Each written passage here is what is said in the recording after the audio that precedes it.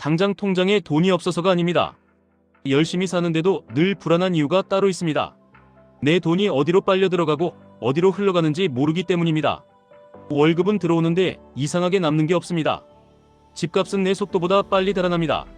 장 보러 갈 때마다 생활비가 몰래 인상된 느낌이 듭니다. 이게 계속 쌓이면 결국 사람은 투자에 손을 댑니다.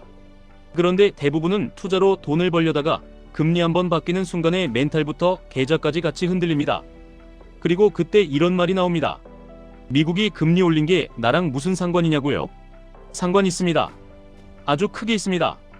왜냐하면 내 자산의 가격을 흔드는 리모컨이 금리이기 때문입니다. 주식이든 부동산이든 결국 돈은 빌려서 굴리는 구조 위에 올라가 있습니다. 금리가 오르면 돈의 사용료가 비싸지고 금리가 내려가면 돈의 사용료가 싸집니다. 이 단순한 차이가 내 노후의 크기를 바꿉니다. 여기서 중요한 포인트가 있습니다. 금리는 단순히 은행 이자만 바꾸는 게 아닙니다. 금리는 자산의 가격표를 통째로 바꾸는 스위치입니다. 금리가 오르면 현금이 왕이 됩니다. 금리가 내려가면 위험 자산이 춤을 춥니다. 그래서 오늘은 이것만 확실히 잡고 가겠습니다. 금리가 움직일 때 돈이 어디서 빠져나가고 어디로 몰리는지, 그리고 그 흐름을 이용해서 QLD, TQQQ 같은 레버리지 상품을 어떻게 다뤄야 내 편이 되는지. 레버리지는 똑똑한 사람만 쓰는 도구가 아닙니다. 원리를 아는 사람이 쓰면 평범한 사람도 무기가 됩니다. 반대로 원리를 모르면 레버리지는 내 계좌를 갈아먹는 칼날이 됩니다. 금리의 본질부터 다시 잡겠습니다. 금리는 돈의 가격입니다. 돈도 물건처럼 수요와 공급으로 가격이 결정됩니다. 돈을 빌리려는 사람이 많으면 금리는 오릅니다. 돈을 빌리려는 사람이 줄면 금리는 내립니다. 그런데 이 시장의 흐름을 가장 강하게 흔드는 플레이어가 있습니다. 중앙은행입니다. 한국은 한국은행이고 미국은 연준입니다. 중앙은행은 왜 금리를 올리느냐? 물가를 잡기 위해서입니다. 경기가 뜨거워지면 사람들이 소비를 늘립니다. 기업이 투자를 늘립니다. 일자리가 늘면서 임금도 오릅니다. 그러면 물가가 오릅니다. 그런데 물가가 너무 빠르게 오르면 대다수 사람의 삶이 무너집니다. 그래서 중앙은행은 브레이크를 밟습니다. 그 브레이크가 금리 인상입니다. 금리를 올리면 무슨 일이 벌어지느냐? 제일 먼저 대출 이자가 올라갑니다. 이건 기업부터 바로 때립니다. 기업은 대출을 끼고 돌아갑니다. 설비 투자, 물류, 재고, 인건비, 연구개발. 이 모든 게 돈입니다. 금리가 낮을 때와 높을 때는 같은 돈을 빌려도 비용이 완전히 달라집니다. 예를 들어보겠습니다. 큰 돈을 빌려서 사업을 굴리는 회사가 있다고 해보겠습니다. 금리가 낮으면 이자 부담이 버틸만 합니다. 그런데 금리가 확 올라가면 이자만으로 숨이 막힙니다. 이 추가 부담은 결국 어딘가에서 메워야 합니다.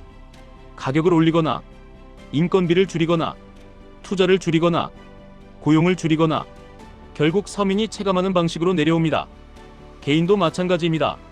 주택담보대출 금리가 오르면 월 상환 부담이 커집니다. 그러면 집을 사려는 사람이 줄어들고, 거래가 줄어들고, 가격이 흔들리기 시작합니다. 여기서 진짜 무서운 포인트가 하나 있습니다. 금리 인상은 좋은 뉴스처럼 포장되지만 내 삶에서는 고통으로 느껴지는 경우가 많습니다. 물가를 잡는다고 금리를 올리는데 정작 물가는 이미 올라 있습니다. 그런데 금리만 올리면 대출 이자 부담은 지금부터 커집니다.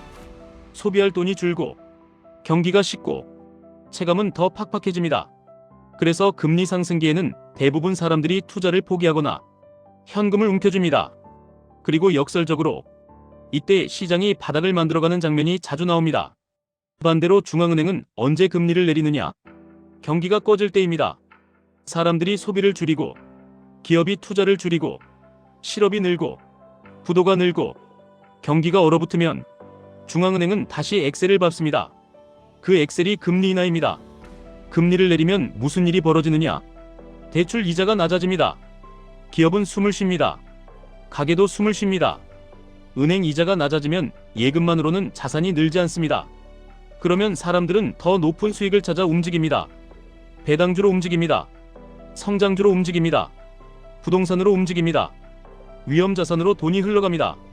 이게 유동성 장세입니다. 유동성 장세의 특징은 딱 하나입니다. 실적보다 기대가 더 비싸게 팔립니다. 사람들은 현재 돈이 아니라 미래 이야기를 삽니다. 미래를 가장 세게 당겨오는 시장이 어디냐? 기술주입니다. 기술주는 미래 기대가 큰 만큼 금리에 민감합니다. 금리가 내려갈수록 기술주는 강해질 확률이 높습니다. 그리고 그 흐름을 증폭하는 상품이 QLD, TQQQ입니다. 여기서 QLD, TQQQ를 자연스럽게 연결하겠습니다. 많은 분들이 레버리지를 이렇게 생각합니다. 위험한데 수익이 크다. 맞습니다. 그런데 더 정확히 말하면 이렇습니다. 레버리지는 시장의 방향성이 맞을 때 시간을 압축해주는 도구입니다. 반대로 방향이 틀리면 손실을 압축해서 돌려줍니다. QLD는 나스닥을 2배로 추종하는 상품이고 TQQQ는 나스닥을 3배로 추종하는 상품입니다. 즉 나스닥이 오르는 구간에서는 힘이 세고 나스닥이 흔들리는 구간에서는 충격이 세게 옵니다. 그래서 핵심 질문은 이겁니다. 나스닥이 언제 강해지느냐? 나스닥이 언제 약해지느냐? 이걸 결정하는 가장 큰 축 중 하나가 금리입니다. 금리 상승기에는 왜 나스닥이 흔들리느냐? 기술주는 미래 기대를 현재 가격에 반영합니다. 쉽게 말하면 미래 돈을 미리 끌어다 쓰는 겁니다.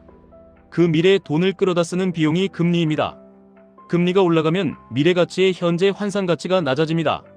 그래서 성장주는 눌리고 가치주는 상대적으로 버티고 현금과 단기채 같은 안전자산이 힘을 받습니다. 금리 하락기에는 왜 나스닥이 강해지느냐? 돈의 사용료가 내려가면 미래 성장에 대한 기대가 다시 가격으로 붙습니다. 시장에는 이런 심리가 생깁니다. 이제 다시 돈이 풀리겠구나. 그 순간부터 기술주가 먼저 움직입니다. 그리고 QLD, TQQQ는 그 움직임을 더 크게 증폭합니다. 이제 미국으로 갑니다. 미국이 금리를 올리고 내리는 게 왜 내 삶에 영향을 주느냐? 이유는 하나입니다. 달러가 세계 돈의 중심이기 때문입니다. 미국 금리는 전 세계 돈의 기준 온도를 바꾸는 행위입니다. 미국이 금리를 올리면 달러 자산의 매력이 커집니다. 안전하고 이자도 높다면 돈은 달러로 이동합니다. 그러면 어떤 일이 생기느냐? 첫째, 환율이 흔들립니다. 달러가 강해지면 원화는 상대적으로 약해집니다. 수입 물가가 오릅니다.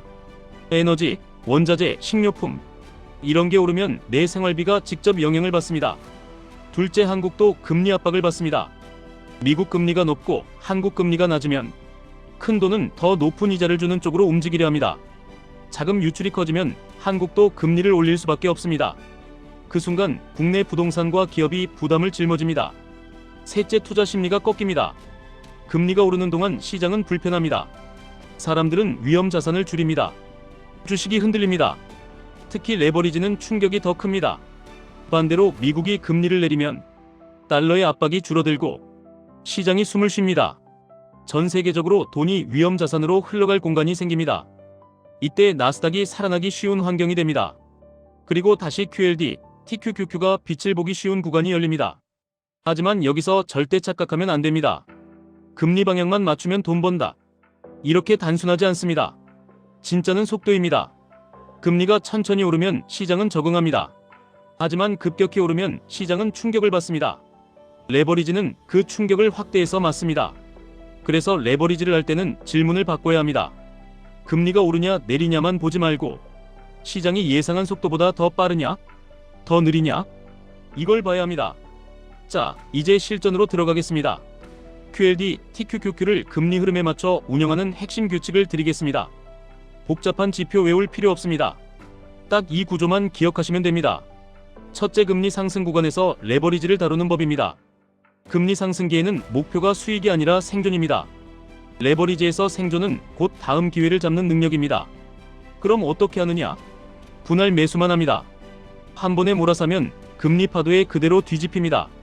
그리고 현금을 반드시 남깁니다. 현금은 수익을 못 내는 돈이 아니라 바닥에서 물량을 잡을 권리입니다. 또 하나, 금리 상승기에는 반등이 자주 나옵니다. 그 반등이 사람을 속입니다. 이제 끝났다고, 이제 다시 상승장이라고. 그때 비중을 늘리면 다시 꺾일 때 계좌가 깨집니다. 그래서 금리 상승기 반등에서는 비중을 늘리는 게 아니라 평단을 조절하고 현금을 유지하고 기다리는 운영이 필요합니다. 둘째, 금리 하락 전환 구간에서 레버리지를 다루는 법입니다. 이 구간이 레버리지의 황금 구간입니다. 그런데 대부분 사람들이 이 구간을 놓칩니다. 왜냐하면 이때 뉴스는 최악이기 때문입니다. 경기 침체, 실업, 기업 실적 악화, 부동산 하락, 분위기가 다 무너져 있습니다. 사람들은 말합니다. 지금은 투자할 때가 아니라고. 그런데 역설적으로 바로 이때가 돈이 먼저 자리를 잡는 때입니다. 중앙은행은 시장이 좋아서 금리를 내리는 게 아닙니다. 시장과 경제가 무너질까봐 금리를 내립니다. 즉 금리 인하 초기에는 분위기가 최악일 수 있습니다. 그때 분할로 모아야 유동성이 본격적으로 터질 때 수익이 크게 붙습니다. 셋째, 유동성 장세에서 레버리지를 다루는 법입니다. 유동성이 터지면 QLD, TQQQ는 강하게 달립니다. 이때 가장 위험한 게 욕심입니다. 사람들은 계좌가 오르는 걸 보면서 이제 인생이 바뀐다고 느낍니다. 그래서 전부를 걸고 싶어집니다. 하지만 그 순간부터 시장은 흔들릴 준비를 합니다. 레버리지는 흔들림에 약합니다. 그래서 유동성 장세에서는 일부 익절 규칙이 필요합니다. 전부를 맞추려고 하면 결국 전부를 놓칩니다. 상승 중에 일부를 챙기면 조정이 와도 멘탈이 무너지지 않습니다. 멘탈이 안 무너지면 다시 들어갈 수 있습니다.